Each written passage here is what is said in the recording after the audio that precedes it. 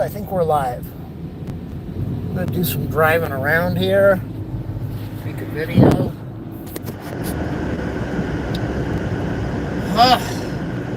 Get some emotions out.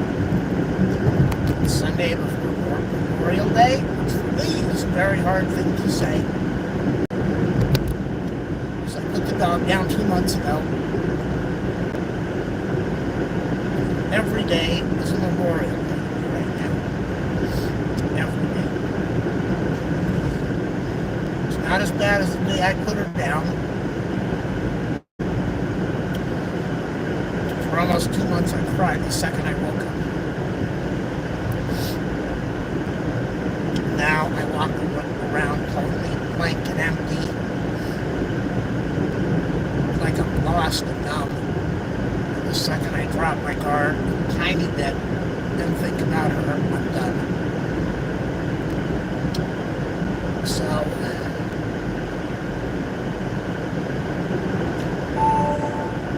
those who are not good people to me have said, get over it already. Some of them said get over it within a week.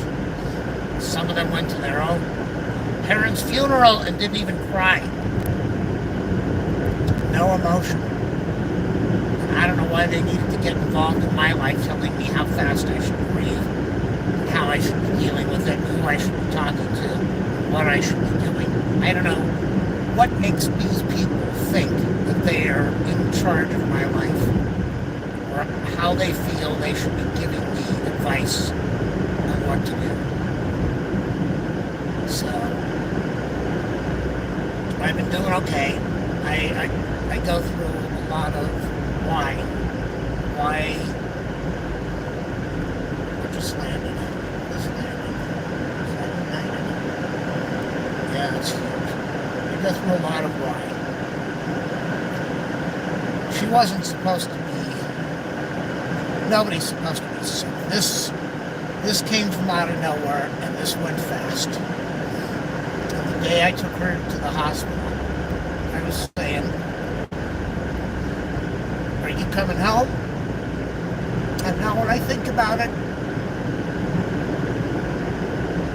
I made the decision to end her life. And it was the right decision.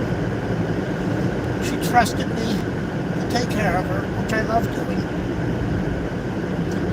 And I'm sure when I drove her, she had no idea this was it.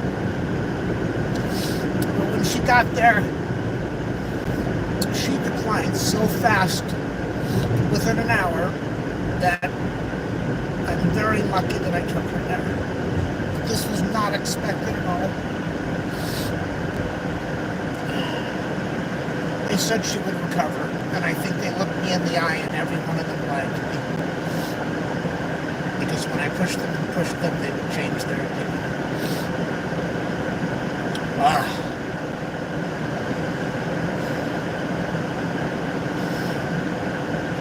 I don't feel survivor's guilt.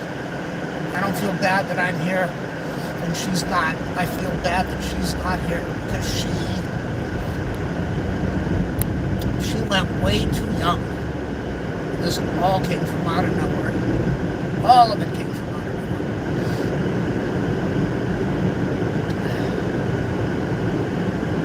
nowhere. So I'm having a hard time dealing with the dog. I'm having a hard time not having her here, having to put her down, watching her get sick.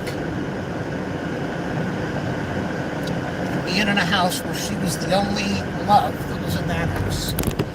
She was the happiness, she was the love, she was life.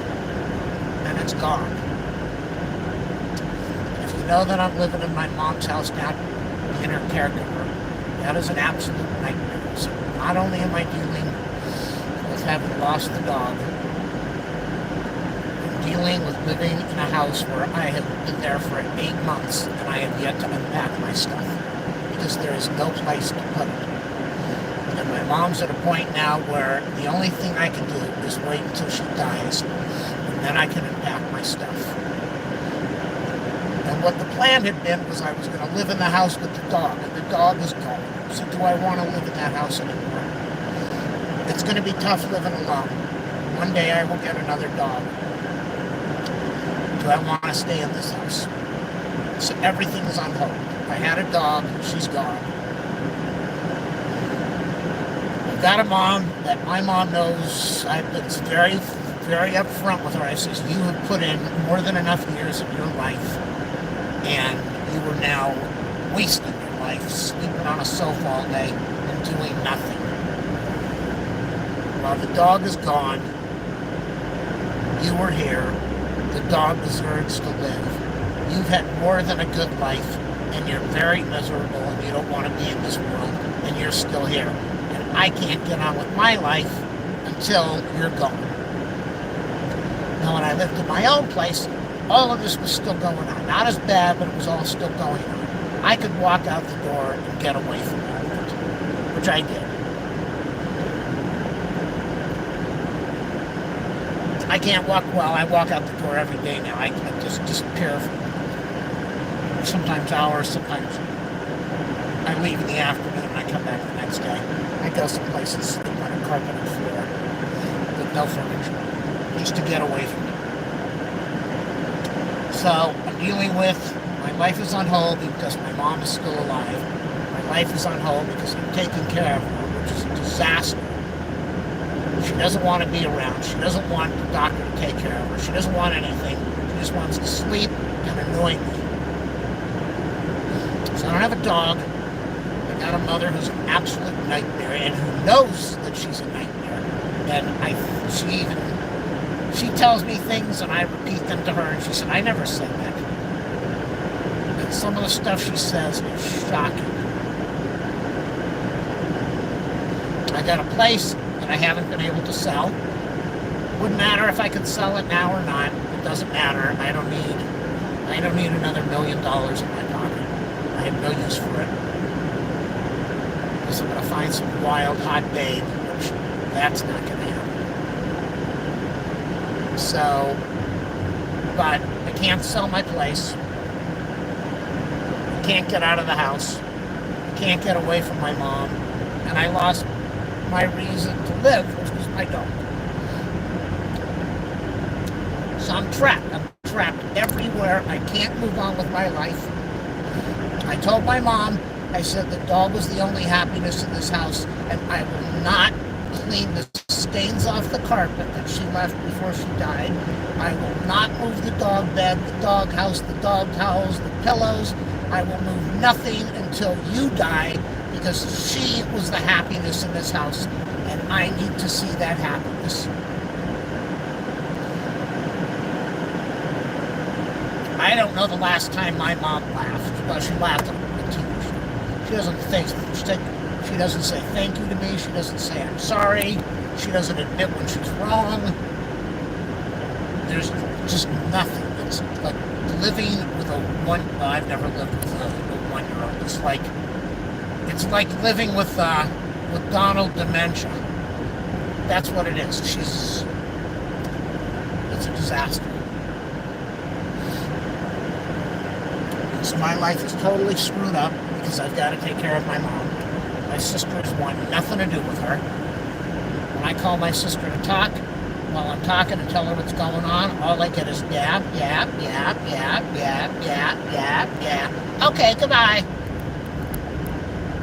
I asked her, I said, are you ever coming down here to help me? She says, no, I'll go in the hospital before I have to, if I end up at that house. I can't deal with mom. I asked her husband, he said, I'll never bring her to the house again. He says, I love your mom, I'm not putting up with that anymore. So, it's all on me. I know I'm going to get a nice, big, humongous house with more money than all of you people will ever see in your lifetime.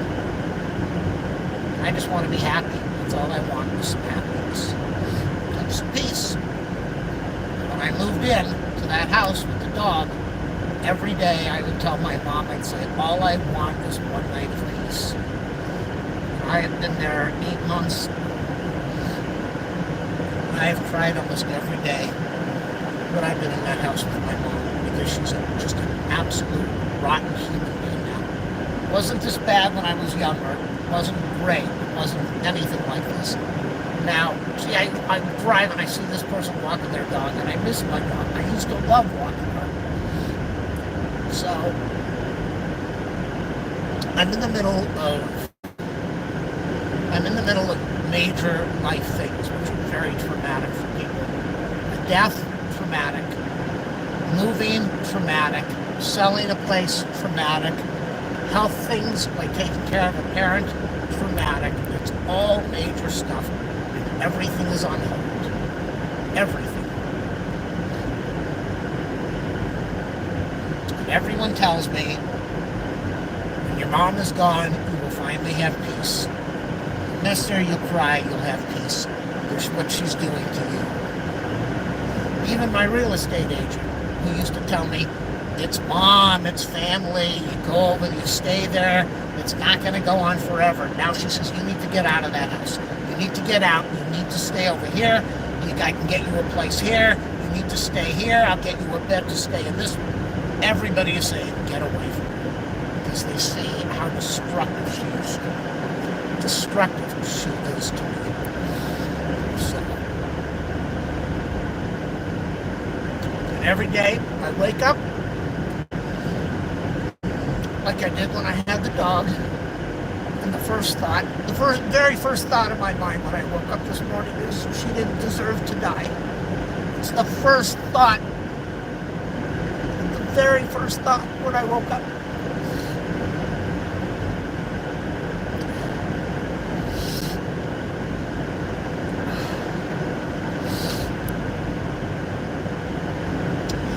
Pretty sad thing. I told my mom, I said, it's a pretty sad thing when your kids are saying, when are you going to go? I said, and that's what you've done to yourself. You have made your kids not want to be around you. But my whole life is just an absolute disaster because she's here. And it's even worse because the dog is gone. And there's no healing from any of it right now. No healing from selling the place. There's no healing from mom being here. There's no healing from the dog gone. When she dies, I've got a massive house I've got to clean out. And either stay there and try to be happy living there myself, or empty it out and move.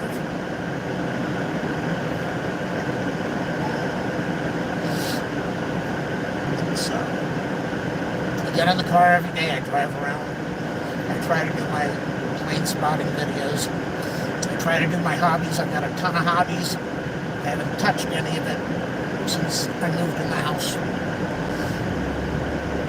Because it's not my house. I'm not even living out of boxes. Everything is in a box. I'm not living out of a box. I have next to nothing that I own put away anywhere because there's no place to put it. No place. And behind her back, I'm taking closets and shelves full of stuff and throwing it in the trash. She has no idea because she has not looked at this stuff in decades. She could live in a bedroom. We all could. She could live in a small room, 2 rooms, a kitchen, a bathroom, in a single apartment. That's all most of us need. All the closets, she hasn't opened the closets in 20 years. Hasn't opened the drawers. Has no idea what's in most of the kitchen cabinets. Glasses from when I was a little kid. Glasses, bottles, and storage, and china, 24 karat gold plated china. It's unbelievable the amount of money spent on for what?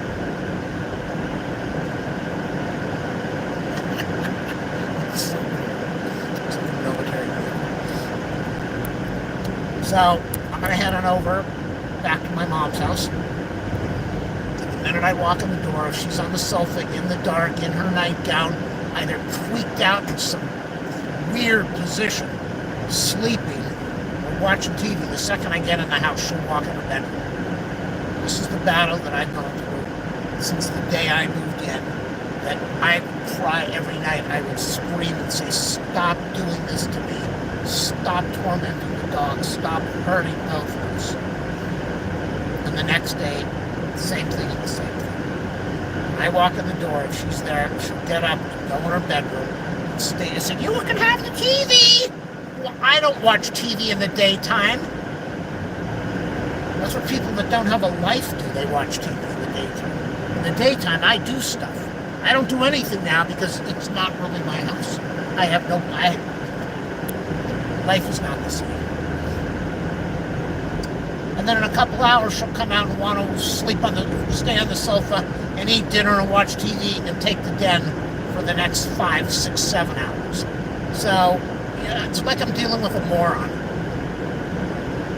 She stays in the house in the morning on the sofa. She sleeps in the afternoon. She leaves early in the evening and comes right back and wants to stay in there the evening and the night.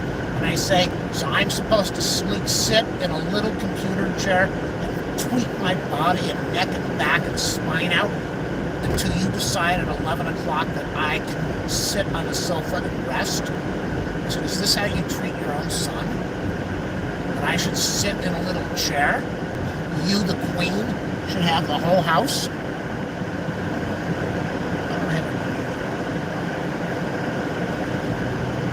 So, you can hear there's a lot of anger. When she's gone, nobody wants their mom to be gone. Here comes the car on the left. He's pissed that I'm not going fast enough so we can run the red light together. Moron. He's going to catch the next red light. So, I'm very angry. I'm angry because I don't know how much moving into this house and my mom played in this dog dying. And I will never know. But I know there was some part of it. So, and what she has put me through, I don't care that she's my mother. What she has put me through. Nobody should put anybody through this. If I was a paid caregiver, she wouldn't do anything like that. She would say, here, you take the room, you do this, let me get you this, let me give you some extra money. But because it's me, she really just doesn't care. So, it's a tough day. Tomorrow was either 8 or 9 weeks that I put her down. It's never going to be the same. The minute I think of her cute smile, her little teeth, cleaning her eyes every morning, holding her tail, cleaning her butt, brushing her teeth, combing her hair, putting her in the tub, any of that stuff. Feeding her, putting food in the microwave and then putting it in front of the fan so it will cool down so she can eat, giving her her medication, everything. She was my life. She's gone. And I absolutely do not know how to deal with it at all.